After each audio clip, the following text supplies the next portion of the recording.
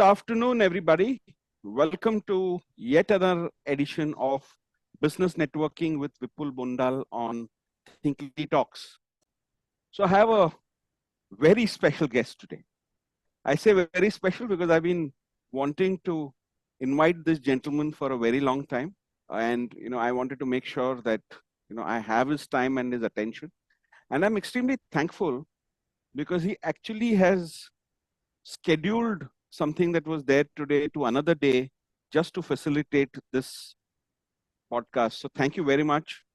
My guest today is the internationally renowned business coach, Sanjay Wadhwa.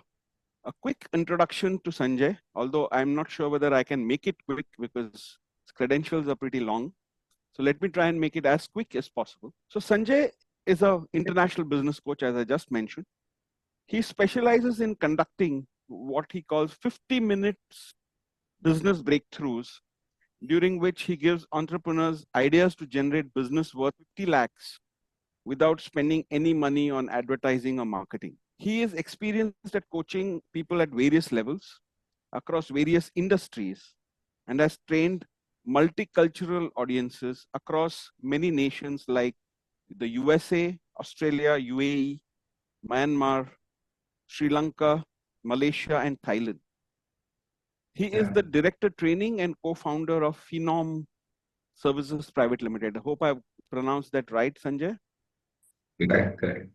Phenom specializes in corporate training and coaching of small and medium enterprises. He has worked with over 250 businesses to transform their marketing, sales, revenues, and profits, and has trained over 150,000 people across 16 countries and growing. Has personally coached 7,000 individuals to super success in their life. And he is also the author of a book which is called Small Steps, Big Growth. Welcome, Sanjay Wadhwa. Thank you so very much, Vipul. It's a pleasure being here. Thank you very much. Right. So, Sanjay, let me be honest. You are the first one who is a coach on this podcast. And the reason, one of the main reasons I wanted to come here is so that I myself understand what it means to be a business coach. One has heard of a cricket coach, heard of a tennis coach, chess coach, and so on. But business coach is something which is, I think, a more recent kind of a phenomenon. So can you tell us a little bit about what it is to be a business coach?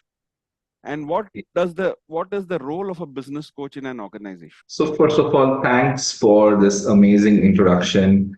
I know I provided a lot of material, but you read all through, and thank you very much for doing that. Just builds my profile a little bit. Just want to correct, business coaching is not a recent phenomena, but it's recently more popular and is more heard of. Right. To the COVID online phenomena that happened. People went online and all of that, right? I've been a business coach now for 8 years. And I have a coach all through for last 10 years. Okay. Oh, wow. Okay. So business coach is not a great, new phenomena. I know Steve Jobs had a business coach. I know that most big entrepreneurs have a business coach. The idea is simple, Vipul. As an entrepreneur, the journey at the top is very lonely. Like, you're running your business, you don't know who you're going to talk to, who you're going to ask advice of, who are you going to bounce ideas with, and so on. And a coach becomes your partner in thinking. Also, for you to understand business coaching, you need to understand one small concept, which is how are results produced, right? Any result is a function of the things that you do and you don't do, right? Your actions, essentially. And actions come from your thought process. You cannot take any action without thinking. So you have to think first, think of an action, evaluate it, and then take those actions, right? Now, if any action is repeated, it's consistent, And most people know that this is how you take actions. It's called behavior, Right. Okay. correct? Someone who's very helpful. Everybody who comes to me for help, I leave everything and start helping them. Then people know me as someone who's helpful, right? And that's why, because I repeatedly do the same thing, consistently do it, and everybody knows, okay, Sanjay is very helpful, so this is what is going to happen. Right. If I'm someone who is always getting irritated repeatedly, consistently, then people will say, no, this guy is very khadus, don't go to him. He's like that guy, right? Okay. So there is certain behavior, right? And that behavior comes from a repeated thought pattern, which is called mindset. So Right. mindset drives behaviors, and behaviors drive results. Right. Unless and until you don't change your mindset, you don't change your behaviors, your results are going to remain the same.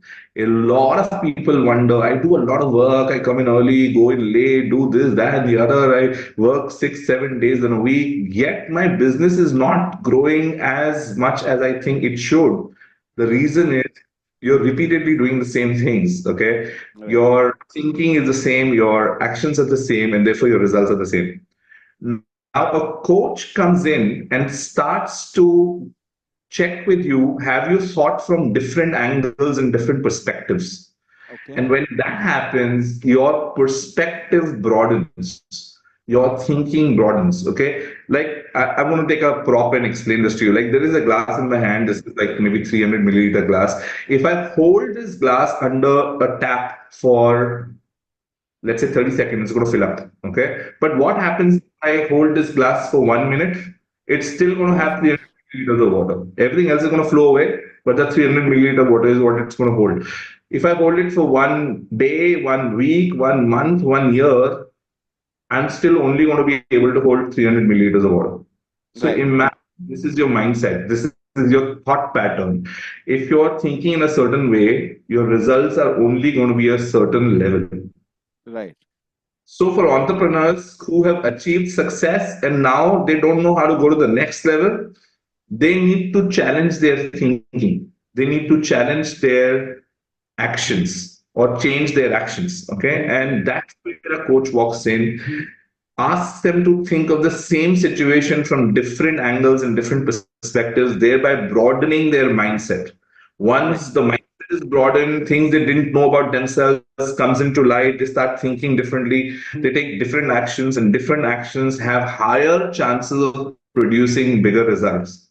And that's what a coach does. So I hope I've kind of explained this to you. In cricket coaching, the coach impacts the skill of the player. Right. The skill of the business owner is decision making, okay, thinking, taking risks, and all of those. And imagine if a coach can walk in and start to broaden and build that for you, your behaviors are going to change and your Right. results are going to, right? And that's what a coach does. I hope I've been able to explain. Well, I think you have, and what you said is a very interesting. You said that the skill, basic skill that a business coach typically tries to enhance, like a cricket coach would try to enhance, let's say, a batsman's batting skills. You Yeah. help, and coaches like you, I mean, will help entrepreneurs improve their decision making skills, right? Would that Yes. be the right way of looking at it? Yes. And all the decisions that impact business results is something that you focus on.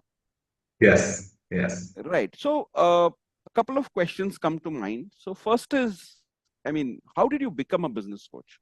If you can just walk us through your story or how you ended up becoming a business coach, So and what are the kind of clients you work with? Is there a specific sector you work with, or you're sector agnostic? I mean, what is your way of doing it? can I be slightly longish about this? I'm going to tell you Absolutely. my story as an entrepreneur as well. So I was working in a Fortune 500 company in India, in their Okay. Indian arm. And I was head of a department with about 60 people reporting into me. And at one fine day, I lost my job. Anyways, I had up to my eyeballs doing the same thing every day. It was monotonous. It was boring. So at some day, just karma or synchronicity, I kind of went out of my job, and that's the exact same time My partner, his name is Sandeep, and he and I studied together, including also my wife. All three of us are college mates, and he quit his job as well. And both of us decided that okay, enough of working with somebody else. Let's do our own thing. Okay, and that's how I started my own. We met together and over a couple of drinks said we're not going back to a job, we're doing our own thing, and we decided that both of us are foodies. And we had heard this, that if you do what you love doing, this, that, and the other. And we said, okay, let's start a restaurant. And we knew absolutely nothing about starting a restaurant. So we started meeting people, restaurant owners we knew, friends, colleagues, consultants, and started asking about restaurant and how to do it and this, that, and the other. 6 months of doing it and spending all our savings, we realized that restaurant is not our cup of tea. And then we sat one day again and we said, okay, he said, what do you know? I said, I know training. I've been doing it for 15 years, so I know that. And I asked him, he said, I know sales. So he said, okay, let's start a training company. You sell, I'll train. And that's how we. And the first year, it was bumper for us. I was actually training. I actually trained that year 211 days out of 365. That's maximum of how much a trainer can do in a year. Absolutely. Yeah. So, and we made a lot of money, but that's it. There was our ceiling. Okay. And we didn't know how to grow from there. The only thing we knew was increase our fees. But every time we went to the market saying we'll increase our fees, clients would say, but I have other trainers who are charging cheaper, so we're going to go to them. So we were losing business if we increase the fees, and if we decrease the fees, we had a ceiling. We didn't know how to grow beyond that. That's when I first encountered my first business coach. I hired a business coach to say, hey, help us scale because we don't know what to do now. Okay. Training, I'm doing that really well. He knows sales, he's doing that really well. But what else? He sat us down and he actually said, there's a flaw in your business model. Okay. And that's the first time I'd heard the word. I said, what is a business model? How does that work? Right. He said, you guys are not business, you are actually selling your own time, which is almost like doing a job, but you're self-employed. And the problem with self-employed is in employment, if you do a bad job, they'll ask you to go. In self-employed, you do a bad job, you continue to do the job because you're not kicking yourself out of the job, right? So it's even more insidious and dangerous if you're in self-employment. Right. So, and then we asked him how to do, how to make this a business. So we turned around over the next 2 years to hire 80 trainers who now training. I don't train essentially as a matter of need. I train a few days in a year, in a month as a matter of choice. I choose the customer I train for. I choose the fees that they will pay me. I choose the kind of training I'll do. Essentially, I made myself free. We now have a sales department in the business that sells. We have a content department that makes content for training, and there are 80 trainers who we hire from time to time, and they go and deliver the training, and we just underwrite it. So the clients don't pay for my time; they pay for my company's expertise in delivering a solution to them, right? So that shift is a huge shift for a business owner. I always thought I'm this great trainer. I've trained, 80, at that time I trained 80,000 people and this, that, and the other, and who can replace me? But I soon found out it's not about replacement. It's about what the client wants and what's appropriate for the client. And if somebody can do it, why should I do it, right? And that's how you build a business. You only do the things that are core. So I spend time in training trainers, certifying them, working with them to enhance their skill set so they're as good as me so that they can go represent me and my brand, and the client would still get value, right? So it's like a win-win-win. The client wins because they get somebody at a lower price. The trainer wins because their skill sets are up and they're getting livelihood, and I win because I make a percentage of that earning without actually stepping in and doing the training myself, right? So that shift brought into focus that, there are things that I don't know about business. There are tons of business owners, and usually I work with 250 business owners one-on-one. done sessions for over 7,000 entrepreneurs. And the biggest challenge that I've heard from them is they're good at their trade. Like if I ask a printer, he'll tell me the dye, the color, the printing machine, the size of the paper, the GSM, the weight, the this and the that and everything. But if I ask them about business, if I ask them about managing teams, their finances, Oh, marketing, sales, strategy, segmentation, going abroad with their product and services, that they don't know, right. right? So huge challenge. There's a huge Yes. gap, and there is no systematic way of going. A small business owner can actually learn all this. Like even MBA classes teach it very theoretically, and that theory sometimes is not applicable practically, Mm. right? So a coach can actually walk in, quickly upskill the business owner who's good with their trade. They have a great offering. Just add all the skills of running a business, and the business can fly. Right. So with that in mind, I decided that the next evolution for me, because one of my core values is contribution. That's how I walked into training as well as a career. Yeah. Uh, and I've been training for 24 years now. So uh, my next evolution is contribution to the business owner, because I got contributed by somebody, and I want to give that back. That's how I became a business coach. Yeah. The second part of your question is, who do I work with? I essentially work with service providers. Okay, that's my sweet spot. Have I worked only with service providers? I've worked with manufacturers, e-commerce companies, traders, exporters, everybody.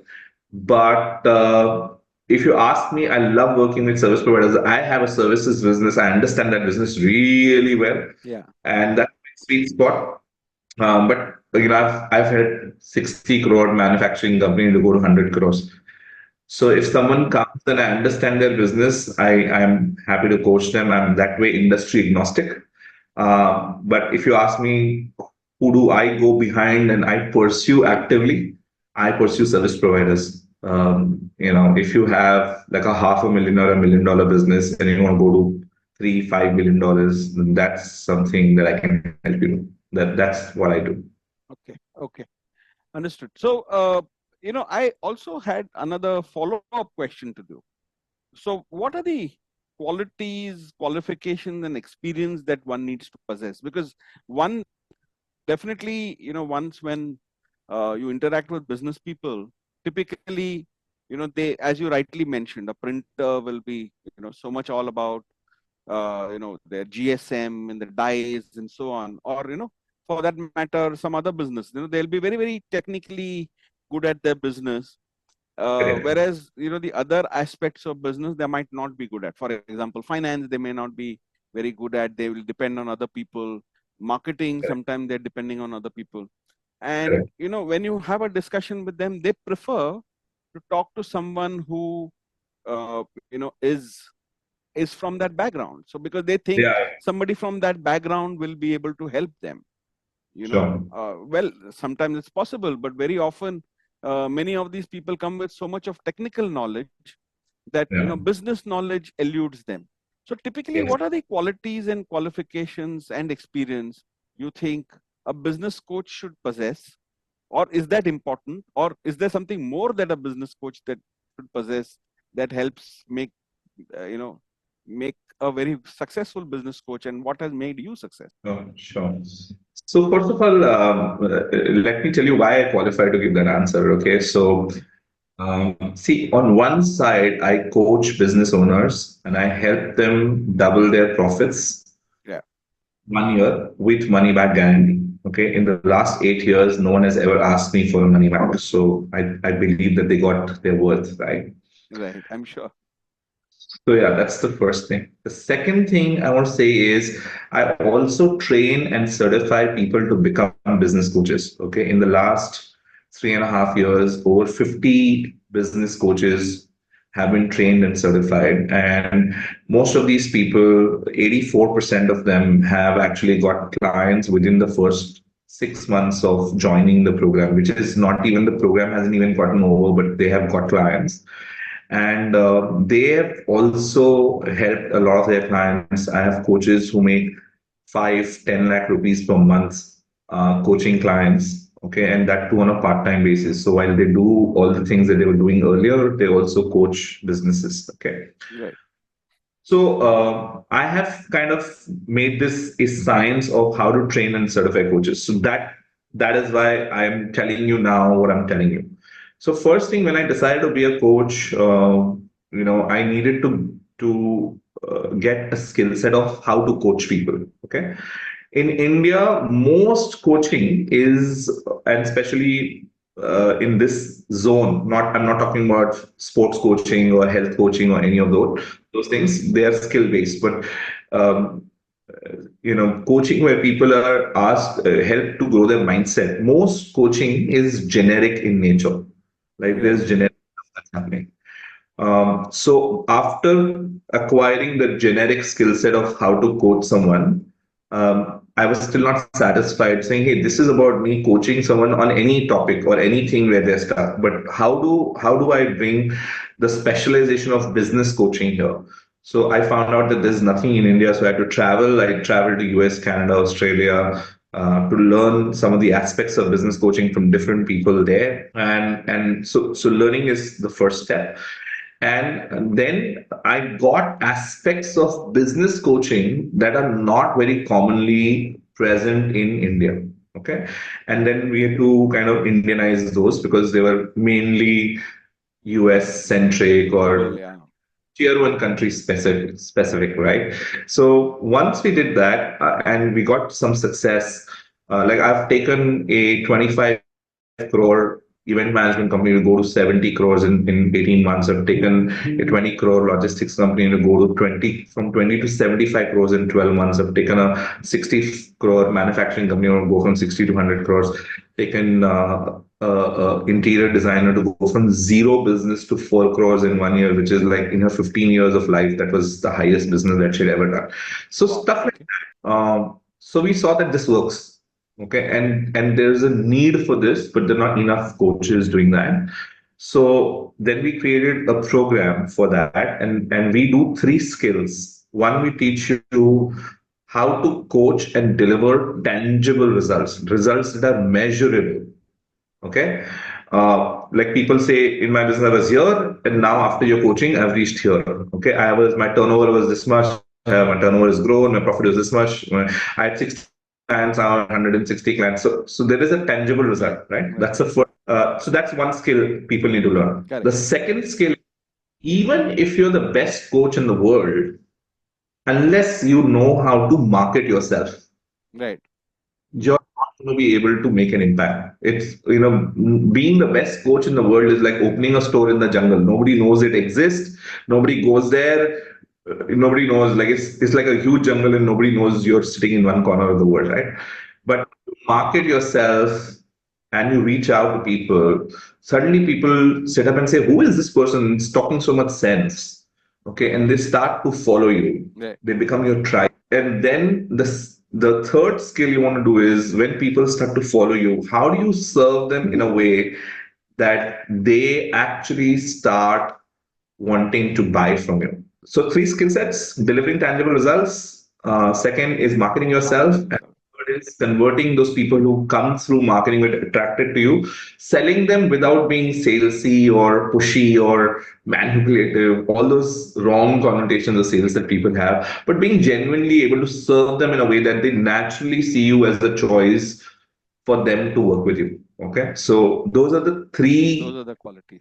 areas of skills that people need to learn inside those three areas, and there are nitty gritties around it and so on. But yeah, Those are the three qualities. So yeah, yeah. empathy, I'm sure, plays a big role in what you do, because it's something that, as you mentioned, being at the top is a very lonely place to be. So empathy, Correct. I'm sure, plays a big role in doing what you do. Huge, huge role. See, I need you to understand that a relationship between a coachee and a coach is that of trust, right? If Right. there's no trust, this relationship just doesn't work. Like as simple as that, right? Okay. So it's like if you don't like a teacher, that subject starts to look boring to you. You start skipping homework, stuff like that. It's very basic, right? But if you like that teacher, then the subject becomes interesting, and then you'll make sure that you're impressing the teacher and doing everything, and suddenly your grades grow, Grades right? start looking better. Yeah. So yeah, so it's a trust relationship, and the basic of trust is empathy. If as a coach I can find some situation in my life which is not exactly the same, but similar to the situation you're going through, like you lost your biggest client, and if I can go back and say, I didn't probably lose my biggest client, but one of my best employees left me, and I felt like 30% of business went out the door. This guy was managing that much, right? Right.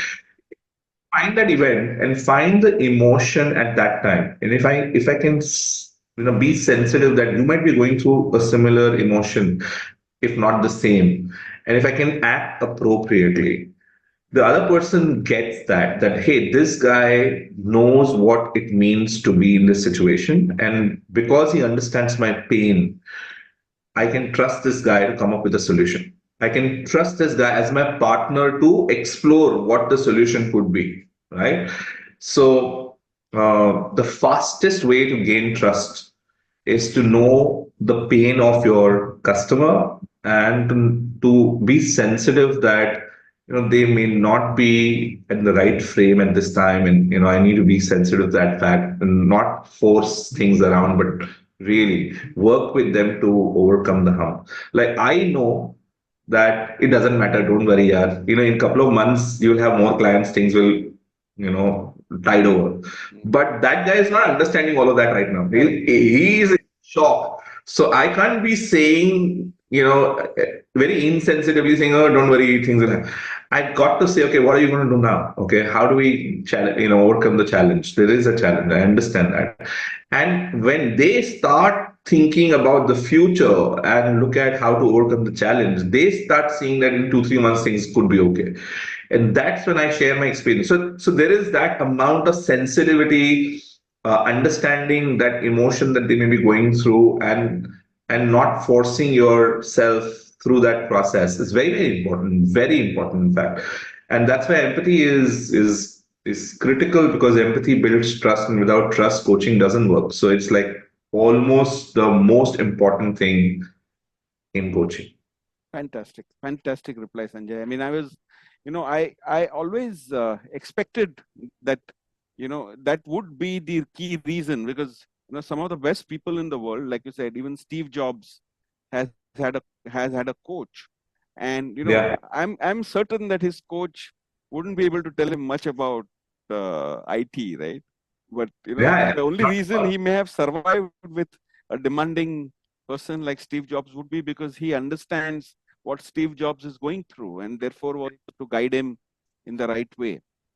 yeah. Vipul, can I tell you a situation of empathy? Sure. One of my clients was going through a crisis, okay, Hmm. and they were not going to make even the revenue of the last year, okay, and they had to cut down expenses. They had to let go of a few people and all that.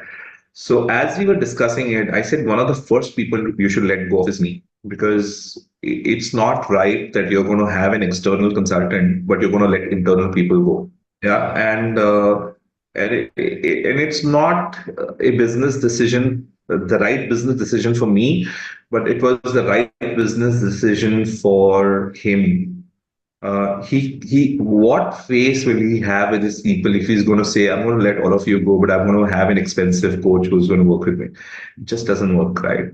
So having that courage builds trust. Of course, the decision is his and all of that, but for me to not suggest it is being insensitive, or being afraid to say that this is what is the right thing to do, and that's how it is. Wow. I mean, amazing, amazing. I don't have words to express what you just said, because, that's really the right, uh, way you have approached it. I'm not going to ask you what happened next, because I'll let that be, unless you want to say what I'm exactly happened. You share. I have no issues in sharing. No, Right. I I actually walked out of that. That contract got terminated. I walked out of that business. But here's the deal. It made me also wiser. So I now look at, I don't work with people who are sinking. Okay. Although there is a need there as well. I help them. I actually say, hey, let's get on a call once every month and let me just tell you a few things you could do to kind of get over it. But I'm not going to get into a formal agreement with you because here, every time a company is not making enough profits, okay, they have a decision to make. Should I pay this guy the money or should I take this money home or should I pay this to my employees? Where is this going? So it's not even ethically right for me to say, no, no, I need to get paid whether you're making money or not. It doesn't work like that, right? So I work with companies who are stable and stuck so that they want to go to the They next want to level. grow to the next level. And for companies that are not doing well, I rather help them, and say, boss, you come to a certain level, we'll think about growth later. First, let me just kind of help you through this. So, I've learned to say no to clients as well, and that's important. I think again, there's empathy at the core of that as well. A lot of people think that, hey, you're refusing business, but God, it's not right. It's just Correct. not ethical right for me to get this business. There's just enough business in the market for me to get, and I'm telling you, there's just enough and a lot of business in the market to get. A lot of business owners who want to grow, who are doing well, and they want to do better than what they're doing. Let's start with that. Let's start with that, and we'll come to a place where it's like when you wear your own oxygen mask before helping others. So Correct. that. Correct. Well, there is a very interesting question which Raj Vyas has asked on the community. So I'll ask you that question now. So his question is, how can a business owner measure the ROI, the return on investment of working with a coach? Sure. So, Raj, thank you for asking that question. It just helps me solidify the position of a business coach for you.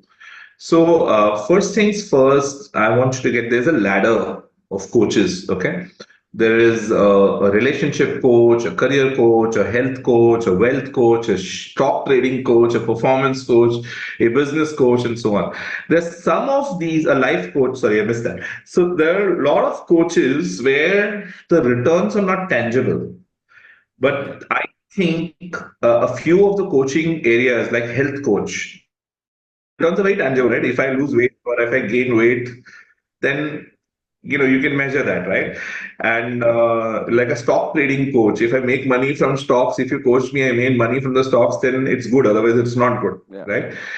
So a business coach must come with a tangibility. Okay, I think a business coach must walk in and say, hey, let's lay down your goals on a few measurable parameters. For example, revenue is a measurable parameter, Okay. right? Profit is a measurable parameter. Okay, number of marquee clients, A category clients that you have in your business is a measurable parameters. How many territories or are you selling into, and expanding that is a measurable parameter.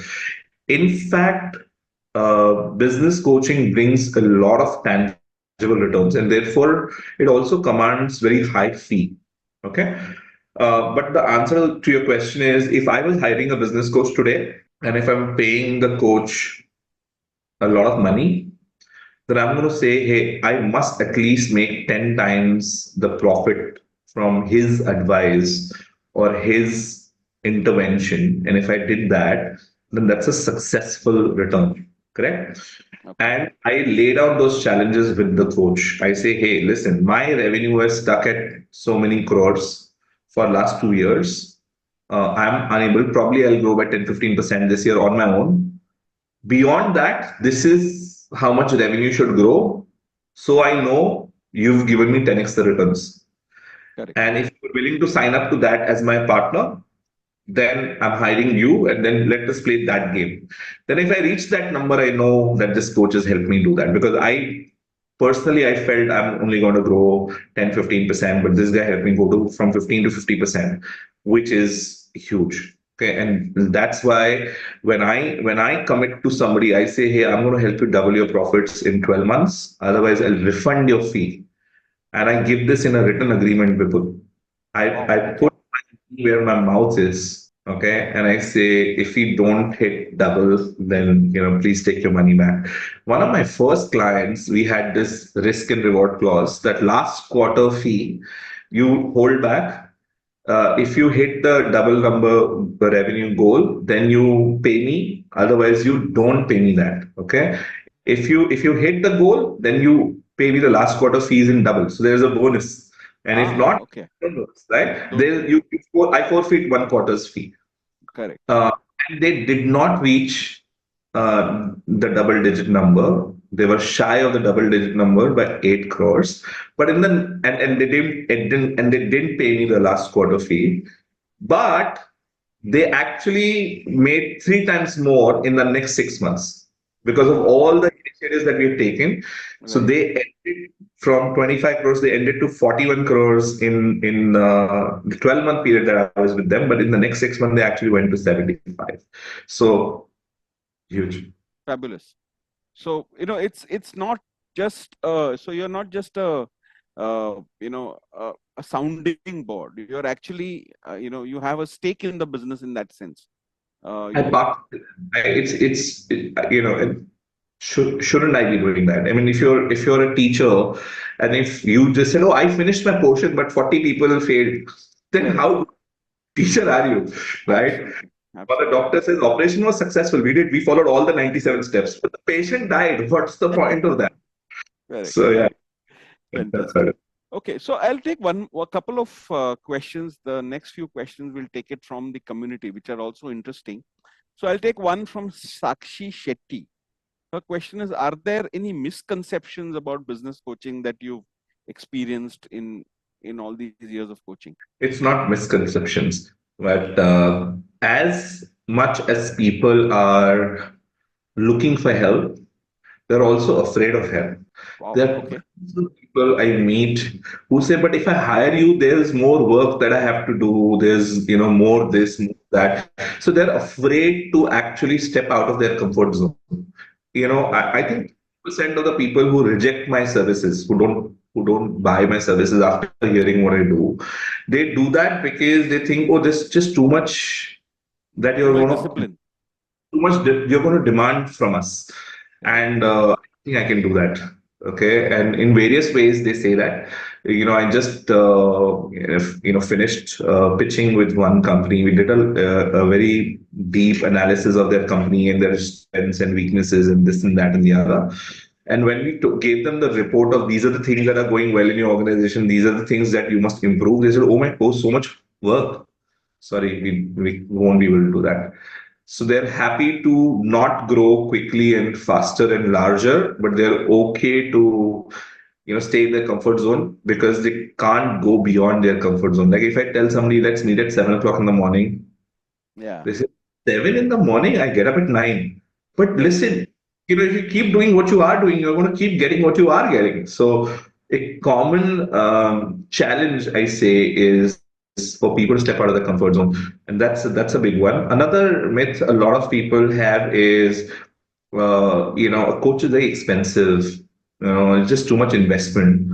What if it doesn't work? That's why I actually brought in money back guarantee to my offer because I want to let them know that listen, be courageous, take that little leap of faith, and I'll take the risk off the table for you.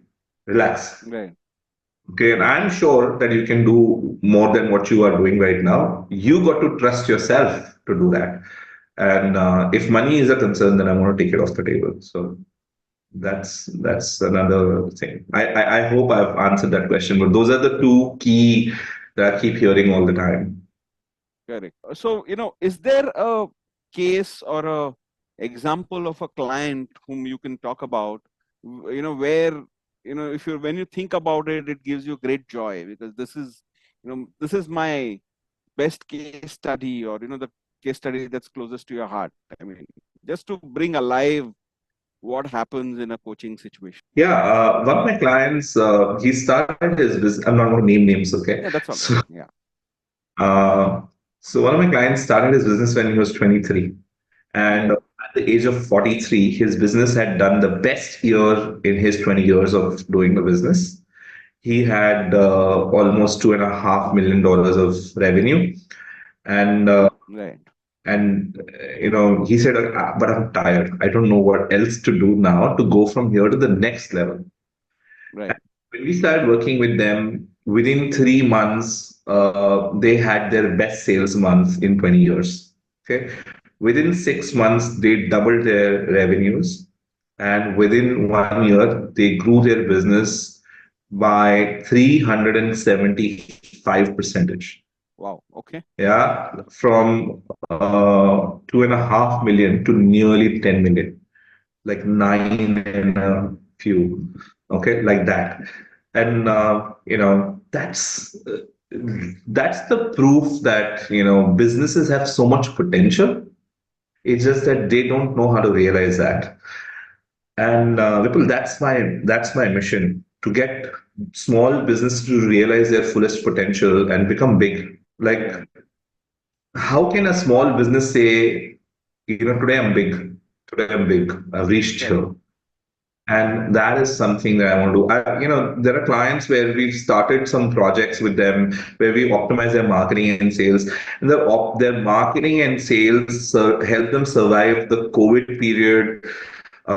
They've grown their company 6 times in the 6x in the last 7 years.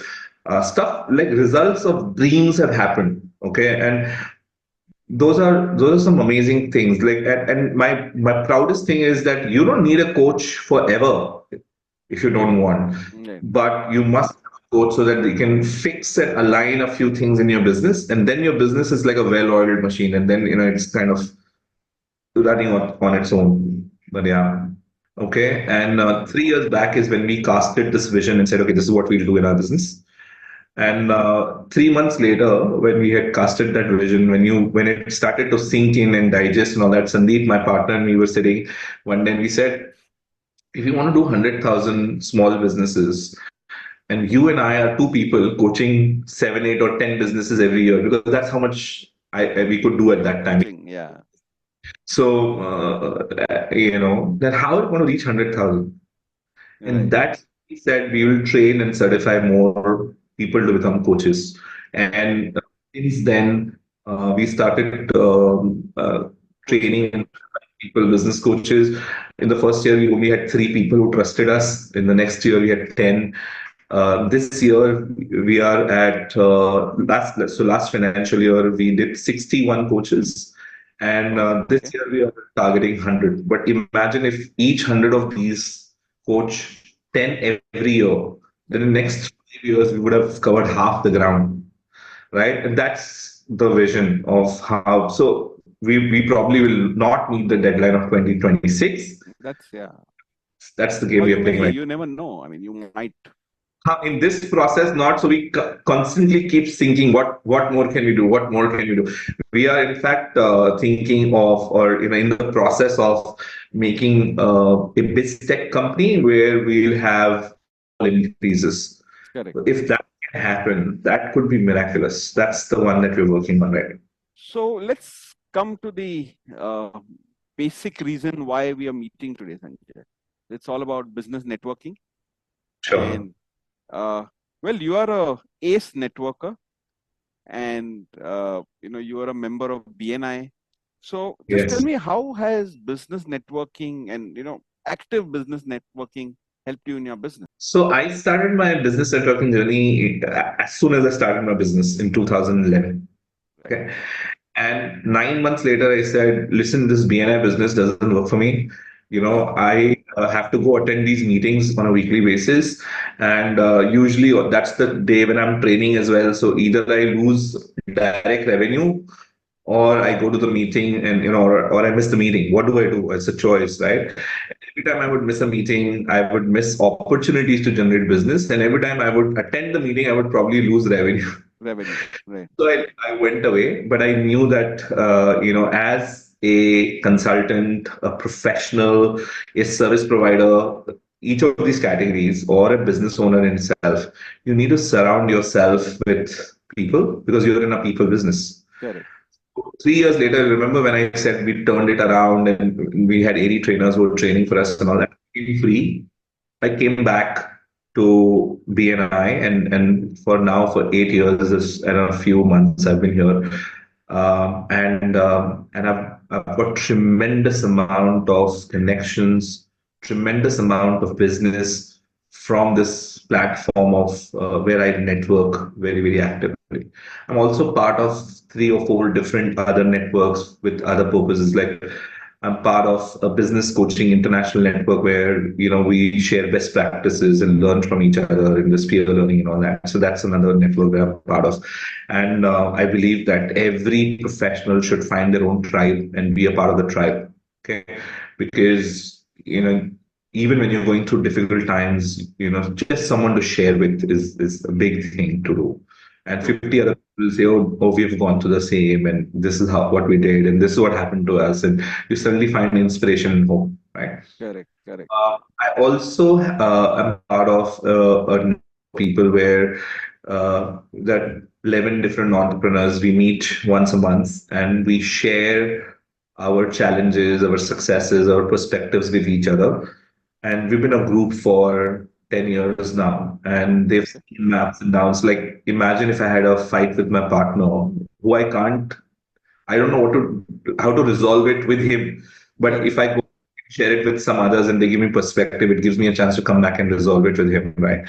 So Correct. stuff like that. And networking is huge. So BNI has been a big part of my life. And I tell everyone who's an entrepreneur that you need to be in a professional networking setup where you meet people, you exchange ideas. Business will happen. Business will definitely Yeah. happen. Today, out of my 61 coaches, 11 of those are from BNI. Either they were a part of BNI and that's how they met me, or they got inspired by my BNI stories and they joined BNI after becoming a coach, right? But that's the way it works. I wish I could disclose the amount of business I get from BNI, but Yeah. about We'll let that be for now. about 15% of what I make comes from BNI. Okay. So it's huge. It's huge. And in BNI, in Mumbai, we are 5,100 odd members, Correct. and I'm in the central leadership team of BNI Mumbai. Even Okay. along with you, you and I work together on that. Yeah. Uh, that gives me so much exposure. Like people who I haven't met, like I call someone from in their 58,000 members in BNI, and call someone and say, hey, I'm from this chapter of BNI. The tone changes, the way people talk changes. It's like they literally open their heart and their doors for me, right? Yeah. And that's the magic of being in a network. I am part of business owners network, and in that network, when somebody says, "Hey, I need help with this product or this service or this thing," and I open my BNI connects with them, my respect in that group is so high that okay, Sanjay is the most helpful person in this group. He knows everybody and anybody in the world, whatever product service True. in which the country you want, this guy can help you get there. Okay, that itself has given me a lot of business. Like forget the direct business that I get from BNI, but the cloud that I carry, I'm not alone. I have a force of 58,000 people from BNI India who I can connect you with. That's Magical. actually true. I mean, a lot of my friends also, they'll have some need and they'll say, I'm sure there's somebody in BNI who can help me. Why don't you help me find someone who can help me fix Correct. something? So yeah, that's true. And that kind of increases your own credibility as you go along because, suddenly, they see you as a helpful person, somebody who, has no stake in helping you out. There's no vested interest in why this person is helping you, and then you're able to make a difference. One last question, Sanjay, before we conclude, is this whole thing about technology that's happening. Human intelligence is being replaced by an intelligence which we have created called artificial intelligence. And there is a solution for almost everything. You can ask an artificial intelligence bot, what is it about business that I need to do? So I'm sure you face the challenge too. I mean, questions get asked to chat gpt, and chat gpt can throw up whatever you want. So how do you deal with that challenge? Because I'm sure there's a lot of people who come to you saying, "Hey, these are questions which chat gpt can answer very easily." So how do you deal with that? So sorry, I don't have that challenge Okay, because good. I've had this challenge from the day I became a coach. YouTube was always available, right? Right. And millions of opinions and views on anything. Like that shoe store that I spoke to, he can also go on YouTube and find out how to grow the footfall. There's no problem there. Okay, Yeah. really. Problem is, can they watch a video or read what ChatGPT is saying and convert that into an actionable plan and then see if that's working in their store or not? That's Correct. where the issue. There is no dearth of knowledge. See, what ChatGPT is doing is aggregating the knowledge and bringing it to you in a simpler format or in a format or in a language that you understand. Correct. But knowledge is always there. It's not if somebody found, so if somebody put the effort to find that knowledge, they will find it directly also. Why Correct. does you need a chat GPT to find it for you? Not required, right? But the game here is knowledge is not where the key is. The application is where the key is. I can give you all the knowledge, Vipul, free of cost, but can you go ahead and apply it? Is the issue. There are only 3% people in the world who are application oriented, which means it will take a concept, convert it into an actionable idea, and then go ahead and apply it and get the results from it. The rest of the 97% people need somebody to guide them through. That's where a coach walks in.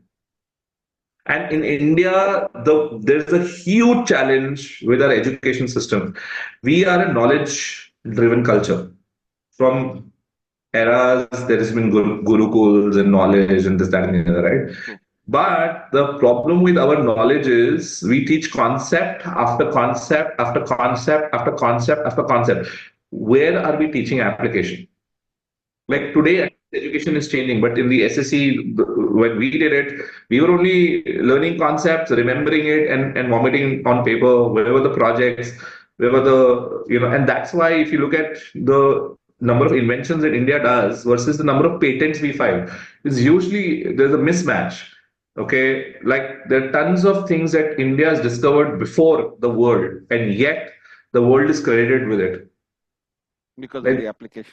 absolutely. I mean, can you think gravity was first discussed in India, but yet Galileo and the apple is where we say gravity is, right? Because the Correct. application thinking is missing. True. To tell you a concept, we are so tuned to understand it, write it down, but we are not tuned to convert it into an actionable and act. And that's where a coach or a support system or a structure is required for you to convert knowledge into actionable and take action and tweak it so that you get results. So, no threat. Sorry. Fantastic. So thank you, Sanjay. Thanks very much for your time and answering all the questions very patiently and in great detail. I'm sure the people who have logged in today and those who will watch it on YouTube will be richer with what they've heard. Before you leave, Sanjay, if you can WhatsApp me your contact details that you would like to share, I will put it on the community so that the people who've heard you today would like to get in touch. They will be able to reach out to you. So if you would like to share some of your contact details, please do. You can even announce it right now if you like. Very simple. Just get on my website. It's www.sanjaywadhwa.co. It's not com. The com wasn't available. I tried so much for that com, but it is co. So sanjaywadhwa.co is where you can find me. All my social media handles are there. I do a lot of training there free of cost. All of that is there right there. So that's it, Sanjay. Thank you very much. Have a great evening, and I So look forward to interacting with you very soon again. thanks, Vipul. This was a pleasure. Thank you very much.